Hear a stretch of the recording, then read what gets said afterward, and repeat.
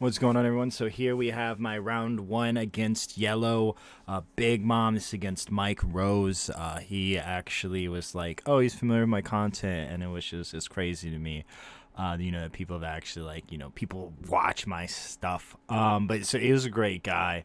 We're in for a great game here. But yeah, so I make him go first, obviously, because I want to take away whatever curve my opponent wants. So we went ahead, took away the odd curve, obviously, giving me an extra turn before the Big Mom.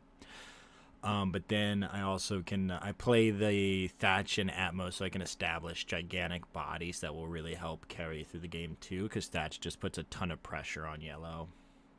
Draw. We go two. I should just play an Ezo here. I got to see Ezo. Yeah, my hands were pretty cracked.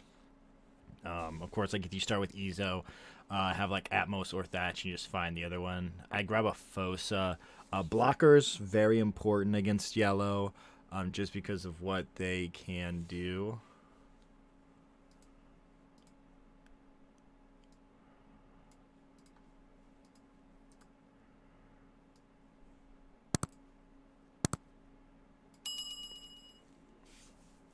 And so, yeah, he goes 5. I'm going to take it. I usually will take the first 2 or 3 in against Yellow because I want to go down. And if they get to a Big Mom position, I either want to have blockers and go to 0 so they don't get value, or I want to put myself in a position to where I'm at 2 and I stay there so I'm at 1 after the Big Mom, and I want to put a ton of pressure to where they pretty much will like lose and they won't be able to like clear my board. We play 4, play the Atmos, so off to a solid start.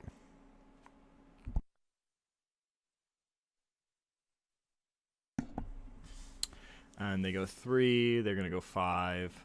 And then, of course, one of the cards that I'm not a fan of, but like is really, really good against me is, what's the guy? The rabbit guy, the 5/7. And so, like, if Yellow has that curve, the 6/8 is even worse. But the 5/7, I mean, going into my 6 dawn turn, I don't have anything to deal with it, and I just have to wait for it to swing, and then I play Ace to remove it.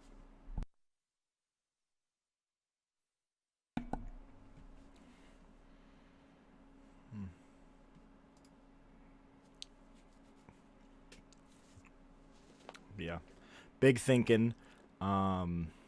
This is regular speed. Feel free to watch this at like 1.25 speed. Thunderbolt. Now this was, I remember this because I think when I first hit him for life, he sat there because he was like he could trigger it and pop the Ezo. I think that was the first life, and then obviously it puts him at 3, makes the Big Mom ability live. But that was super interesting, and then I believe he later goes to see several Big Moms, which makes that like not the play because then you're down a life. But that was huge for me, and it like signaled like yes, I should go like aggro. And so yeah, it takes the 1, stacks, and then interesting enough, I don't even think it's a trigger. Maybe this one's a Sanji, but like I think like because I swing into it, and it's like oh yeah, so I'm gonna go down to that 2 like I mentioned. With the ST10 actually coming out too, like one of the things I like to do with Ace is I like to big hand Ace. And that is like you can see a huge hand. Really, yeah. And so now they got the Big Mom. So now I know that can possibly come, and I need to know I need to make sure that it doesn't. And I don't have my Atmos, so we'll see what happens. But yeah, so like the new law will just like rip 2 cards from your hand. It's a better E-show. So yeah, we're gonna go 5, and I believe we're just gonna poke for 5 and see if we can get out this Thatch. And then here is also key is like seeing, so I get a 1k, but sometimes if Yellow gives you a 2k, I either want to swing 5s or 7s. And then like 7, they either take it or they give me 2 2ks, which gives me like a lot more value. Yeah, we just play that Thatch. And then Thatch is going to be putting in some work because, yeah, you just go 8. You don't even really need the Duodon, and you're getting 2 2Ks. Or they're taking it. It's very expensive for them to protect a hit from him. And it's even more because, like, going into their because they'll go 7. So playing him on 6 is so good because they can't just hit me with the Katakuri. So I'm going to get at least 1 swing before he becomes a life. And that's also not the worst thing, especially against mom. If they're gonna drop down a big mom, me acquiring an extra life so I can just like lose it on the big mom and like break even can be big. I'm a fan of that.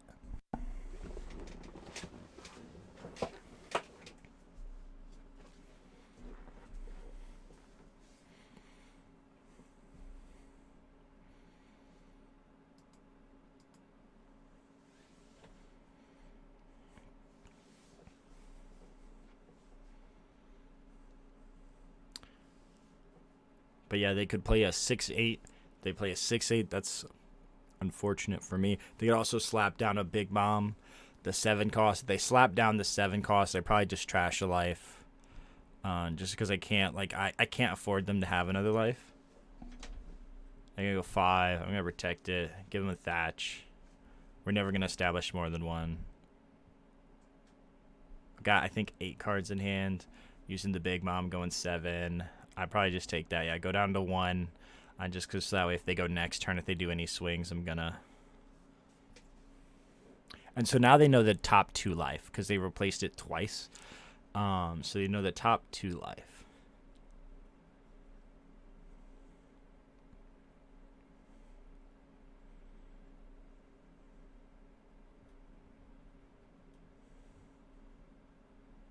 Oh, the Akata Curry, which is crazy because so I'm lower on the life. And so like, you know, they use the ability on the webcam. It is reveal instead of being able to just like look at it. And so, yeah.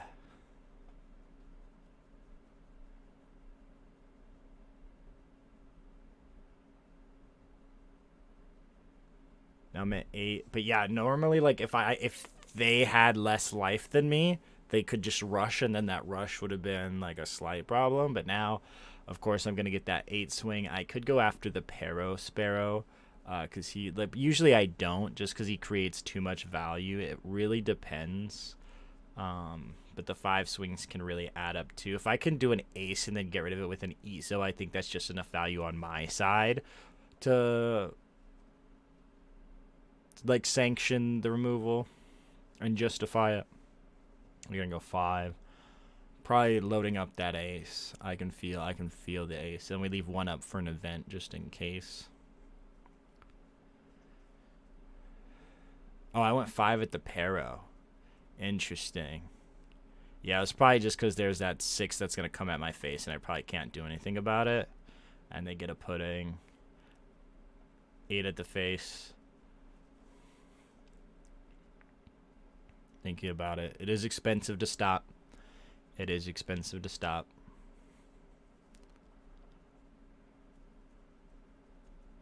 I could also play a Luffy and go 5-6 and leave up 2 for like a Red Hawk.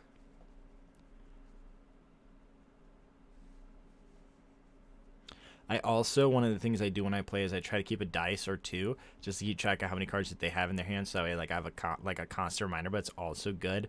Not saying like, you know, it's just good practice to be like constantly aware of how many cards they have in their hand in case anything like comes up. 2 2Ks, I believe, gave me a Strucin and a Beji, and I was just like, there was a little bit of glare, so I like asked him just to confirm. Yeah, and it's like, you know, there's still glare, but you can see it like for a brief second. I'm like, yeah, it looks like Strucin, we're good. Yeah, I'm gonna pay 5, play the Luffy, and I'm gonna go 6. Yeah, I'm gonna go 7, or I could go 9. I could go 9 to peel that last life, because then they're gonna go. I'm gonna go 7. And then since they just gave us 2 cards, it just makes sense, since that was expensive. Trigger, play the Brulee, that's fine. Honestly, I think I might have the Marco. Oh, no, I have 2 up. I think that's a Red Hawk.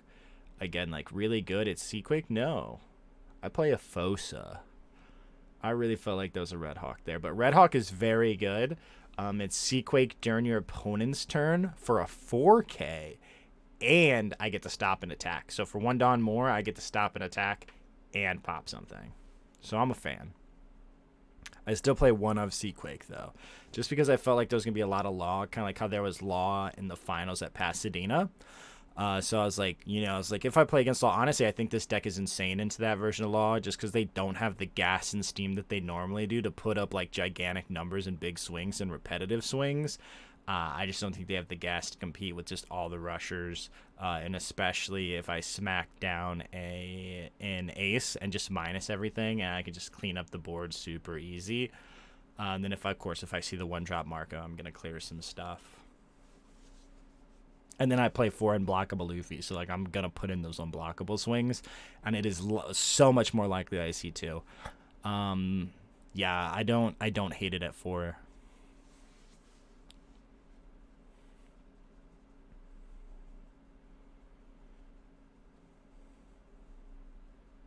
The Fossa also prevents like them from doing like a gigantic play just at my life, so that makes sense, because if they were to like just split up their Dawn, go like 10-11 or something, 4 on Katakuri, 5 on Big Mom, just 10-10 I guess, because they're on 9. And yeah, if it comes down, I get that extra life. Again, not always mad about that, because I've gotten the value out of the swing, so I got 2 cards for my Thatch. And then now they have 1 Don to work with. Camp Mom effect. I think Katakuri swings. I think it leads me up for a great ace turn, because I get a body. And then on top of the body, I get to clean up some cards, so I could go ace like 1 Don on Ezo and swing. 7. And now the question is, of course, like, do I take it? Because like the Big Mom, or do I protect this? And then I go to 1 with the Big Mom, and I have 1 life, 1 blocker. They need 3 hits to end me.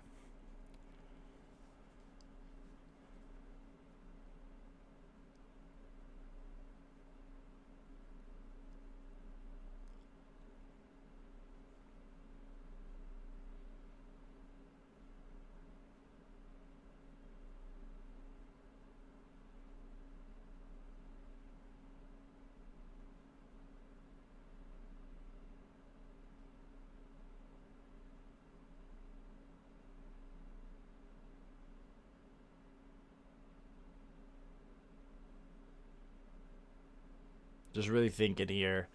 Got a decent amount of cards in hand, but it is like, do I just want to go to 0, or do I protect my last 2 life? And it's, again, like, you know, in these events, don't be afraid to take a moment to really like think about it, because sometimes you can move too fast and you'll make mistakes.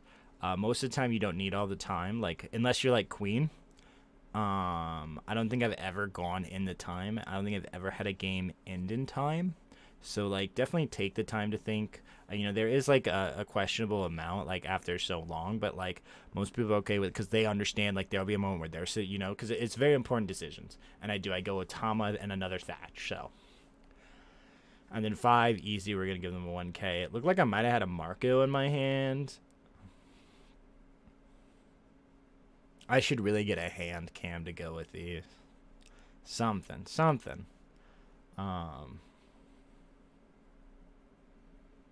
Just that way I remember what I have.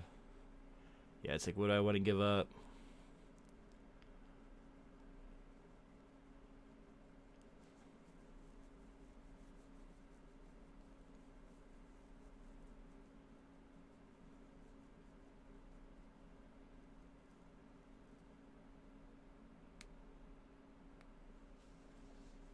Because obviously we're just not gonna take this.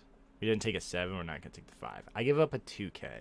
I think the 1K is a Marco in my hand, and I only had other 2Ks. So like, and I'll never be upset about having 2Ks. But there were times where I was like 2K heavy. Obviously, if I have 2Ks, Makino is the last 2K that I get rid of. Jozu's the first. Otama's the second. It really depends. Like, is there something I can Otama Flame Emperor in your deck? And green, that you answer is usually yes if they play a 10-drop Dofi. So we keep it for that. But Makino on Ezo is very strong. So we need to keep those live.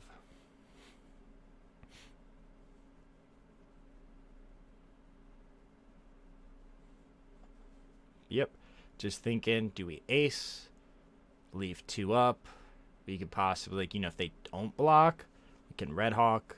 Do we have 5-drop Marco? Probably not. I think I only saw him in 2 games. I saw blocker Marco more than I did swinger Marco.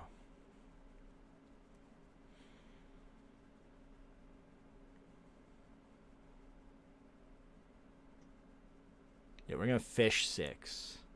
Fish 6, because he's got like 4 cards in his hand. So if we eat the hand, each like swing, I could go like 5.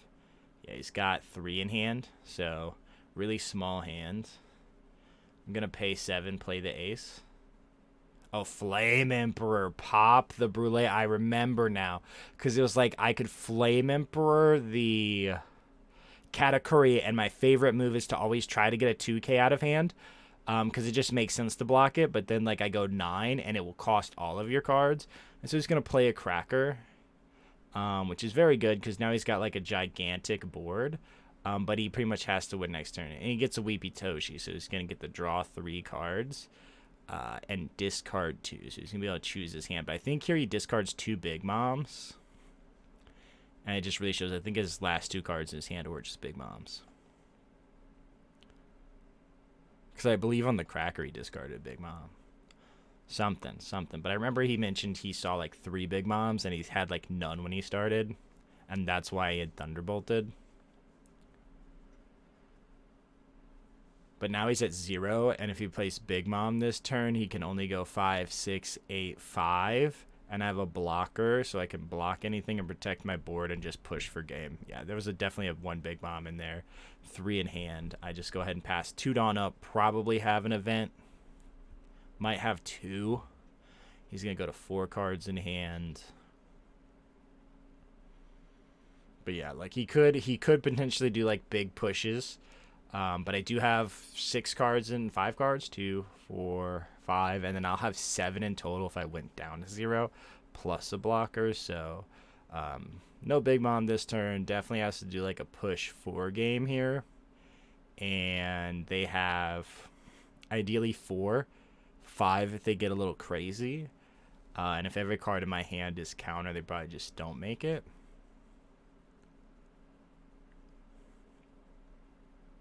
So yeah, big decisions here. You essentially realize, you have to go for lethal. Can you do it? And it's like, well, you could play a Big Mom, go up 1 life. You do trash one of my lives, and then you only have to connect twice, but you have 4 limited swings. And you can go 5, 5, 6, 8, and hope that the 6 hits and that the 8 connects. And that's one of the things where I was like, I opted for the version that I played on Ace, is because in the traditional Ace, you can have a ton of events in your hand. And that's actually in round 3, I played against an Ace, and that's why I won. The mirror match is crazy.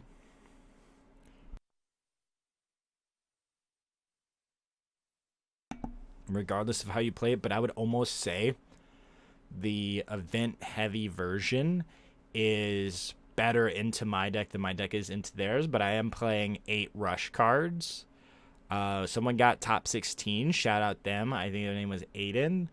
With Luffy or with Ace. They went 7-2 and they were playing Pal, which I think makes sense going into the next format, like a purple heavy format. So they pay 1, which is super interesting. Probably looking for the blocker to see if they can, potentially set up a blocker to try to not lose. But even with the blocker, I have unblockable Luffy, so you have to stop 16 coming at your face. Get a Strusing, getting a 2k. Understand it. They also could have been searching for an Amande to try to arrest the Fosa, which would have been very strong. I've had my Fosa arrested by an Amande before.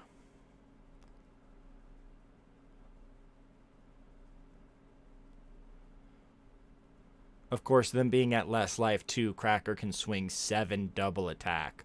So I do have to be wary of that. So if they go like 3 on Cracker, 9 double attack, I have to be able to stop that or like give up my blocker to prevent myself just from going 0 and getting like pressured very hard. So that is something that they have going for them with that Cracker.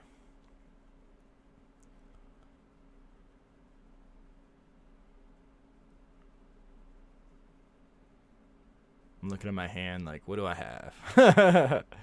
Because it matters. But also, like, during my opponent's turn, I pretty much set it down unless they attack. Just because, like, if you riffle through your hand a lot, you can sometimes, like, in these webcam events, you can sometimes show them their cards. Sometimes when I'm playing IRL, I'll, like, drop an event. 7, I think I guard point this. I think this, since it's double attack, could have been higher. I probably would have, like, I feel like you could have gone 9 Because if it connects, yeah. If it connects, it's really strong. And so, yeah, just guard point out. Since that would crack me for 2, and then you could, like, do larger, more honest pushes to, like, eat the blocker and then just go all in. Because then you could go 3, and so you used 4 Dawn, you go 1 on Katakuri, go, like, another 9 to bait the blocker, and then you still have, like, 5 to go, like, 10, or I guess even 11 with the other Katakuri, so I would have to be able to counter out the 9.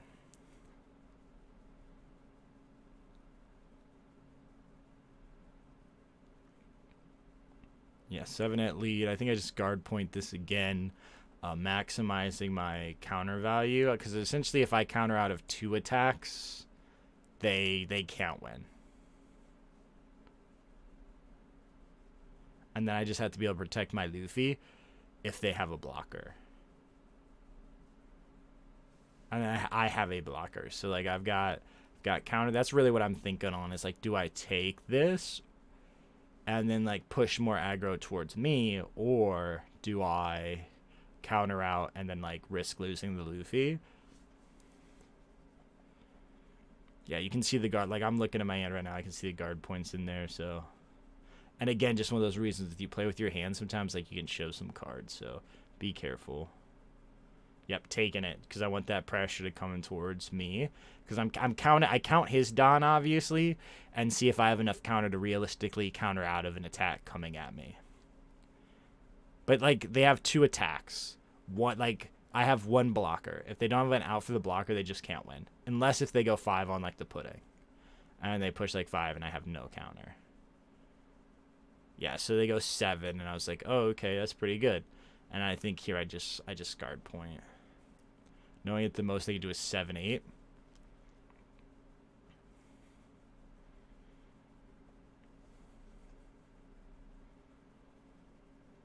But yeah, especially, like, with that, you could have just put the Dawn on Cracker, and I think, like, that would have been, like, obviously I would have just blocked it. But I think, like, 9 on Cracker might have been reasonable, because then you eat the blocker, and you can be way more honest with your swings. 1, 2, 3. I give up 3 cards, 3 1Ks. Then now, like, they have 1 Dawn, 2 attacks. He just tosses it in. I think he's got 2 big bombs. Look, I had blocker Marco. I thought so. Blocker Marco. Looks like Rad Beam was the last life, so pre-crack life. But yeah, I was like, okay, like, no more blockers were coming. Just had to lock it in. But yeah, I did see the one of I saw both of the Marcos, so I think I ended up pitching the one, I guess. But yeah, thank you all so much for watching. Be sure to subscribe for the other rounds.